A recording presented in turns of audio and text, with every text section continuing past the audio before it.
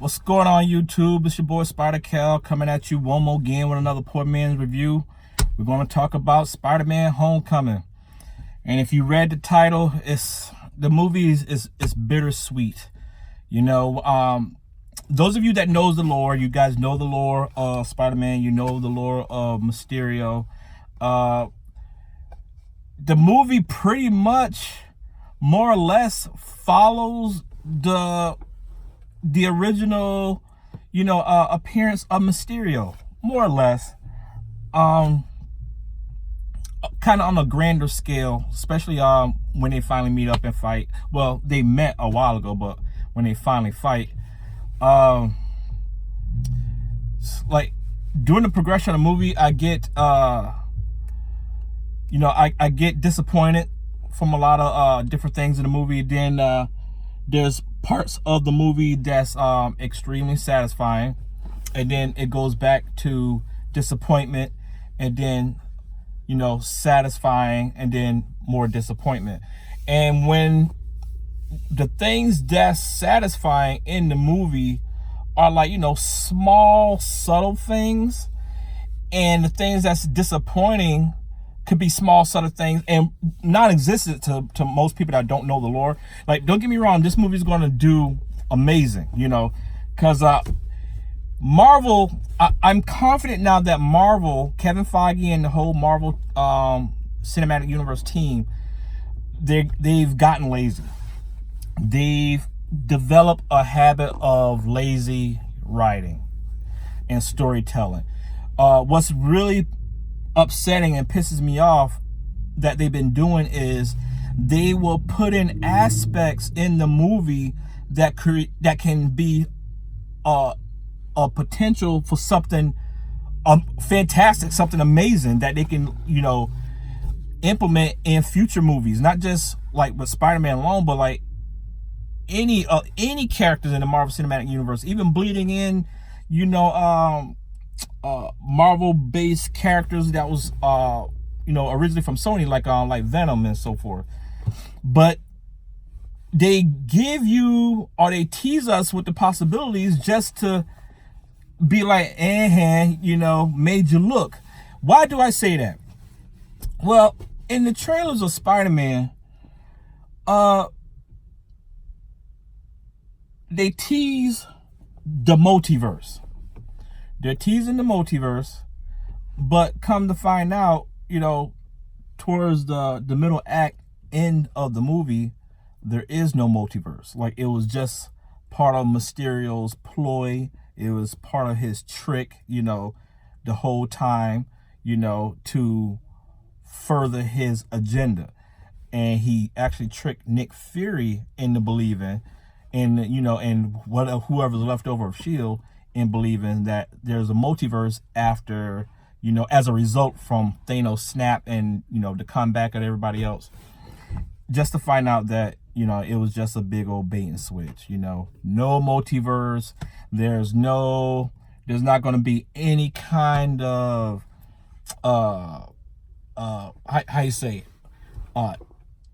further future installments, caused by the potential of there being a multiverse, and because of the whole snap and everything from Avengers Endgame and Infinity War.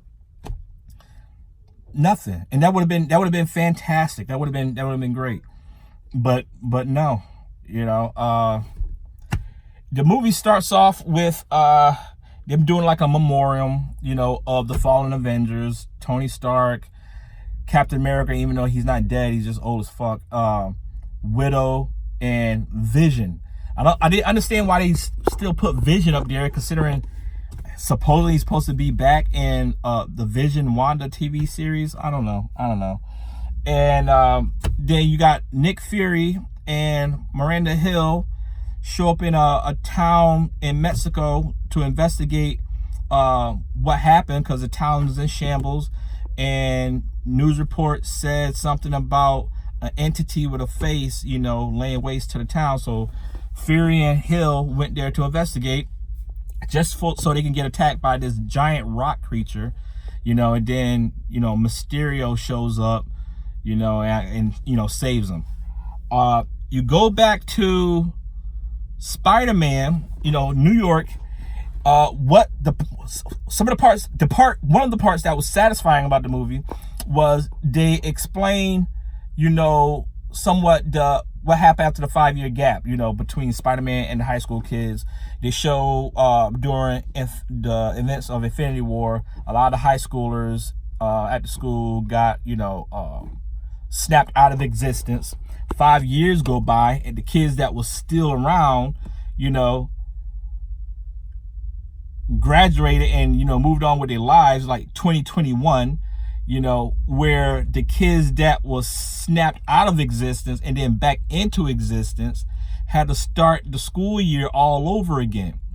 And to me, technically they're 2021 too, in my opinion, but they're the exact same age. They look the exact same way they did when they disappeared when it was 15, 16.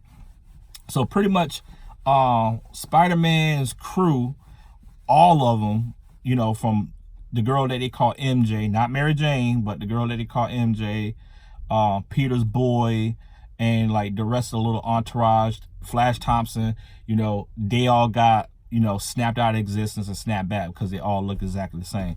But they got this one kid that they show where he actually got older. He wasn't snapped out of existence, but he was still at the field trip with Peter Parker, with Spider-Man and the rest of his crew, trying to get with MJ, which was kind of weird because technically, aren't you like 2021, bro? What you even doing in high school still? Why are you here? What are you doing here? Why are you trying to get with MJ? That was a little weird, unless I saw that wrong. Because I remember Spider-Man and his boy, I can't remember. Damn, what is his name? Anyway, they was talking about, how ripped and everything he looked now because he's older. And I'm like, okay, so why is he still in school? If 5 years went by, that means, and he was 16, like you all was like 16, 15, 16 years old. That means he's like, what, 20, 21? So 5 years go by. So like, and this kid is like, playing the R. Kelly role, trying to get with MJ. So I'm like, okay. They really travel around the world a little bit, and they end up in Italy, and then this water creature shows up and lay havoc, and Spider-Man, Peter is trying to do what he's trying to do. Another good part about the movie that was somewhat satisfying is the fact that he was doing the damn thing as Peter Parker. Like I enjoy, even in the comics, when they actually show the character Peter Parker, in combat as Peter Parker. Even if he like web up a mask or he pick up something to cover his face, I enjoy that. Every once in a while, I enjoy seeing Peter Parker as Peter Parker. Fighting as Spider-Man. So yeah, Mysterio shows up. He supposedly kills the water elemental. Another good part about the movie where Flash Thompson kind of throw out an Easter egg about the character, which is Hydro Man. He's looking through the internet, trying to figure out what that creature was, and then he read an article about a guy that got into an accident and he turned into a Hydro type being, but MJ kind of brushed it off, saying like, oh, you believe everything you read on the internet. So these what Mysterio and Nick Fury are calling, these creatures are called elementals. Do not call them Sandman, do not call them Hydro Man, do not call them Molten Man. They're just elementals, characters that Mysterio made up, right? I feel like there's something oh yeah, so also even before all that, they show Aunt May. She got her homeless shelter. Like there's a grand opening of her homeless shelter. I'm assuming a lot of people didn't really get real specific, but I'm assuming that the majority of the people that was there are the people that maybe like returned after the snap. So she was celebrating the grand opening of that. She has like a little fling relationship thing with Happy. They touched on that. They had Spider-Man, there, as a charity for the event. They did that. Spider-Man's ignoring Nick Fury's calls. Happy let Peter know that Nick Fury is looking for him, but he's still ignoring his calls anyway because he just want to go on vacation. Like after the events of Endgame and losing Tony Stark, he just want like a moment, just like a few days, just being a regular teenager, telling MJ, a girl, that he likes her, that he likes her, whatever. One of the things that was disappointing to me was like how, even though one of the first things you see in the movie is like the memory they show, memory of Tony Stark, Widow, Cap, and Vision. After that, they really been like on Iron Man and talking about Iron Man as if he was Superman, like it was the death of Superman. I mean, everywhere. And don't get me wrong, the Iron Man movies was straight. The first one really, like I like the first one. And Robert Downey Jr. as Tony Stark, he was amazing. He did his job. But to me, from Iron Man 1 to all the way to Avengers Endgame, he didn't come off to me like no Superman type character where the whole world is in mourning like that. Like I just didn't understand why there was kind of like really overdoing it on like Tony Stark being gone, but whatever, it was whatever. So they're in Italy, Nick Fury, he kind of kidnaps and hijacks Peter Parker's trip, let him know about these elementals. He introduced him to Mysterio, Quentin, aka Quentin Beck. Beck tells Peter that he's part of the 866 universe of the multiverse, and his universe is the 616.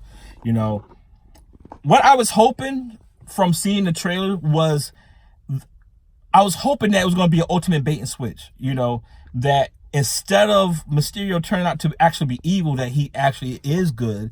The multiverse is real, and he's a good version of Mysterio in his world.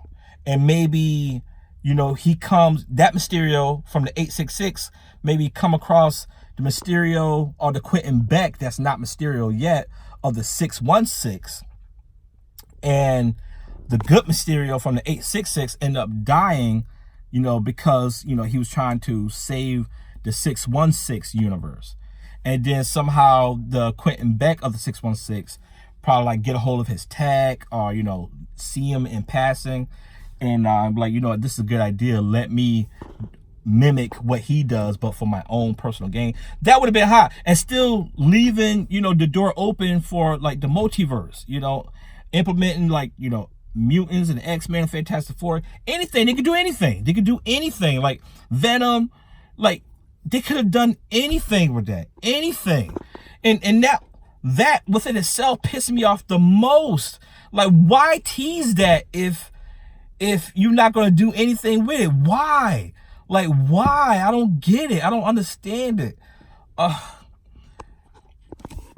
And another reason why I was thinking, like, maybe because like Kevin Feige and his team, like, they really don't go full formula when it comes to these stories. Like, they kind of improv, they kind of take key elements to a story or a character and they improv the rest, and kind of in my opinion, been dropping the ball. Like Endgame was not a good movie. It just wasn't, in my opinion. If you really like Endgame, you either don't know the lore or you just on that Marvel Cinematic wave, man.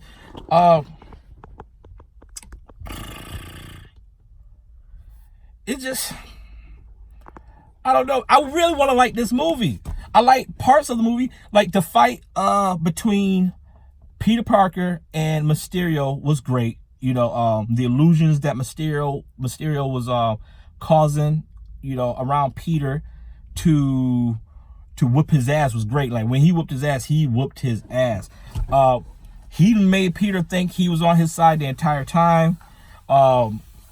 Nick Fury ended up giving Peter Parker like these glasses that Stark wanted him to have. The AI is called Edith. You know, that was kind of funny because he said Edith stood for even in death, I'm a hero. Yeah, even in death, I'm the hero. Something like that. Something like that. Edith grants Peter full control of all of Tony Stark's tech. You know, even his satellite. He has trillions of dollars of his tech at his disposal with those glasses. You know, Tony Stark, inherit those glasses to Peter. They kind of was like giving the narrative that Peter is like the next Iron Man, you know, kind of, and which also leads me to question, like, are they gonna do like a Stark, not Stark Industries, a Parker Industries, you know, just like in the comics? But in the comics, Peter Parker, when he gets his own company, he's like, you know, got to be in like late 20s, early 30s at the most. And he only got that because, you know, that's when Dr. Octopus took control of Spider-Man's body and he created his own company, you know, while he had possession of Spider-Man's body. And then, you know, events later on, Peter Parker was able to get his body back and he inherited that his business, you know, created and maintained by Dr. Octopus when he possessed Peter Parker's body. So I'm wondering, are they going to do that? Is that their way of doing like Parker Industries, you know? Because like there was a scene where they did a lot of Easter eggs where they reference Iron Man 1, you know, like Spider-Man creating his suit and, you know, doing the things that Iron Man did, creating his first suit in Iron Man 1. Quentin Beck in this version is kind of like a wash, rinse, and repeat villain of the Vulture from the first Spider-Man movie. Quentin Beck is an ex-employee that was fired by Tony Stark, and I think it was Age of Ultron. I believe it was Age of Ultron, where Tony Stark introduced a creation called Barf.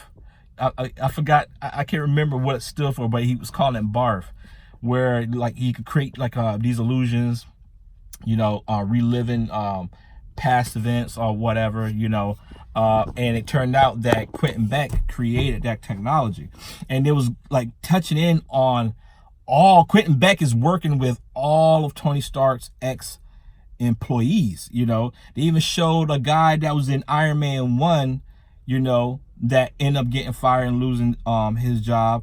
He was also part of Quentin Beck's team. Like, it's a whole team of ex-Stark employees, you know, who plan was to get control of Edith so they could have control of all Tony Stark's tech. Once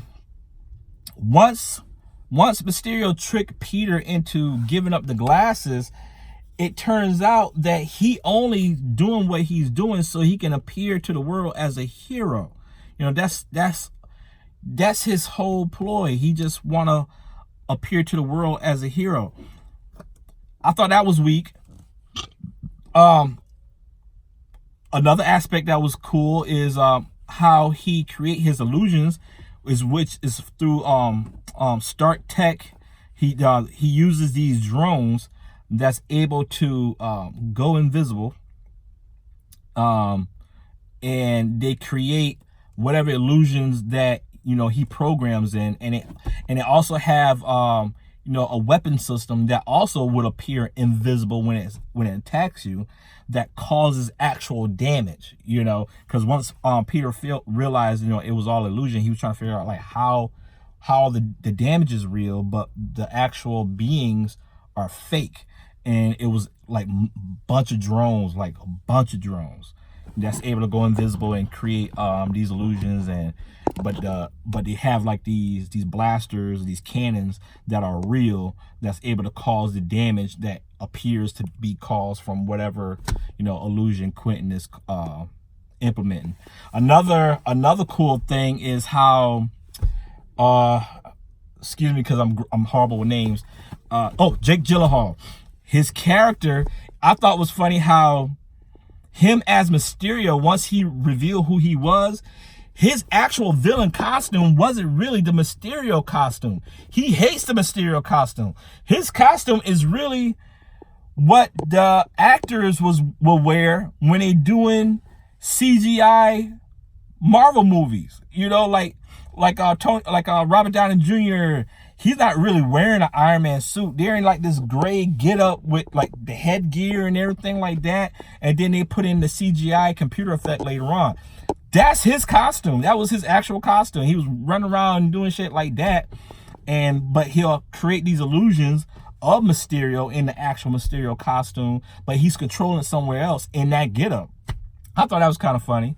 You know, different, but funny. They explain why Spider-Man in the movie so far haven't they really touched on his spider senses.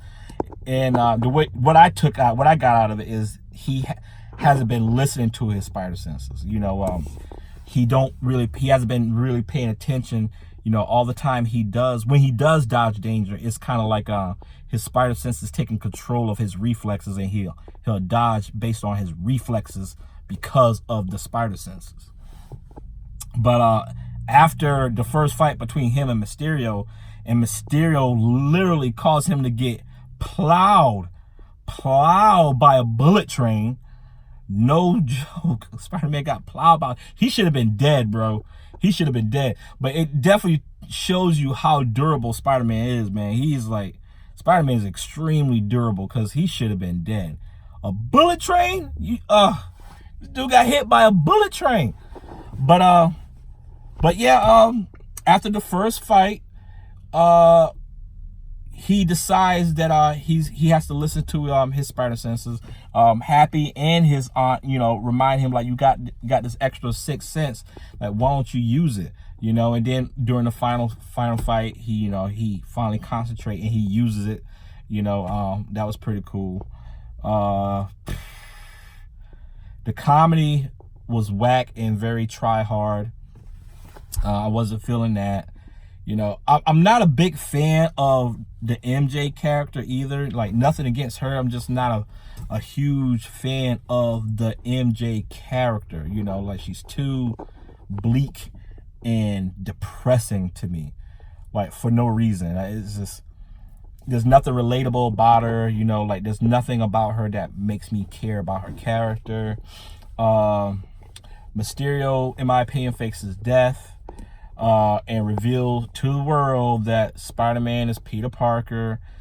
And I don't know what Kevin Feige and the rest of them are doing. Like, honestly, you know, I don't know what they're doing. It's like they're trying to blend in 616 lore with the Ultimate Universe lore. Like, why? Because I know in the Ultimate Universe, Spider-Man, just about everyone knows who he is. Everyone knows who he is. But in the 616, you know, only select few knows who Peter Parker is able to keep a tight lid on it. But in this one, now the whole world knows who he is. You know, as like a final, you know, fuck you to Peter, Mysterio reveals and frames him for his death. And reveal to the world that, you know, Peter Parker is Spider-Man. And I know a lot of that is from, you know, the employees that's left over from Stark Industries, you know, that was working alongside Mysterio, but he never found any of you know, the ex co-workers that was working alongside Mysterio. You know, guys, overall, the movie's gonna do great because, you know, more and more we get into these movies, you know, more and more you realize how a lot of people don't really know the lore at all, so they kind of take whatever they get and call it amazing. But, you know, and it's showing more so than ever. I think I believe that we've seen the last days of good Marvel movies. Like, those of us that know our shit. I feel like we've probably seen the last days of good Marvel movies. We're gonna get like some lazy ass writing now. You know, I think they finally realized that they could just stick to the same formula, you know, and make money off of it. You know, there was nothing really truly impressive about the movie. There was little things about it that, you know, I liked, and I was trying to force myself to like the entire thing overall because of it, but you know, I just couldn't. I couldn't. There's 2 post-credit scenes. The first post-credit is the reveal of Peter Parker being Spider-Man throughout the entire movie, and the second post-credit is how Mysterio, you know, played him and revealed to the world that he's Peter Parker. And that's really it, man. You know, like, it was kind of like a wash, rinse, and repeat of the first one, you know, minus, you know, the whole world knowing who he is. You know, honestly, I give the movie a 6, 7-ish out of 10. Oh, another pretty cool thing about it is, like, the first fight that Peter Parker and Mysterio had, they kind of tease like a possible Marvel Zombies, you know, because Mysterio goes, you know, basically to tell Peter Parker it was your fault that Tony died, and then, you know, he created an illusion of a graveyard, and Tombstone saying, "Here lies Tony Stark, Iron Man," and Tony Stark crawls out the grave as a zombie in the Iron Man suit. That was hot. And I was like, here's another potential great franchise, you know, and potential movies that they can do that they're not going to do anything with. I don't know why they doing that. Like, why are you, like, basically saying, fuck us, you know? Here's something we can do, Marvel Zombies. But we're not doing that, fuck you. Here's something else we can do, multiverse, where we can do anything, whatever we want. We can even implement Spider-Man 2099 through the multiverse if you want to, a Spider-Verse, a Secret Wars, but we're not going to do that. No, fuck you. So yeah, 6 out of 10, 7-ish. You know, you guys leave a comment down below. I'm a little disappointed. I'm about to go into the gym and get my workout on. I'm frustrated. I'll holler at y'all later. Peace.